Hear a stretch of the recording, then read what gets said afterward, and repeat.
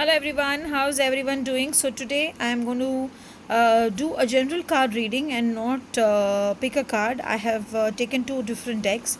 So first let me start with my first card. It says progress. Can you see this card? I'll keep it like this and I will show it. It just shows progress. It's a beautiful fairy smiling at you and just looking at you, if you see here, and if you see the wings also, you'll find butterflies. So I feel it's going to be a good day and things are going to be really good and in your favor.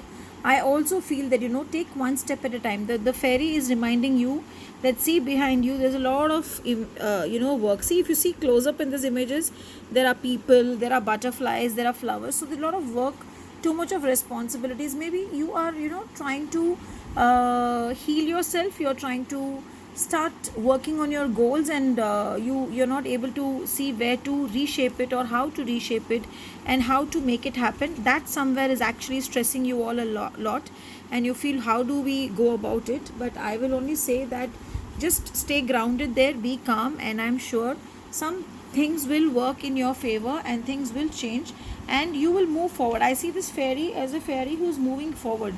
She's not being stuck back.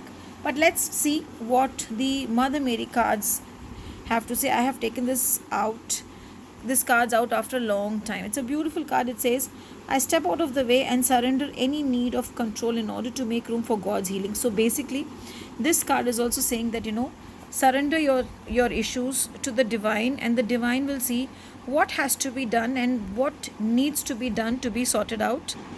This card, when it has come today for the reading, basically maybe you know how the situation is and you're trying to handle it, but I feel when I'm seeing this card that the outcome will come the way you want and there is nothing to worry. Just go with the flow. As you have surrendered, let it go, allow the God to handle this, and I'm sure things will fall in place.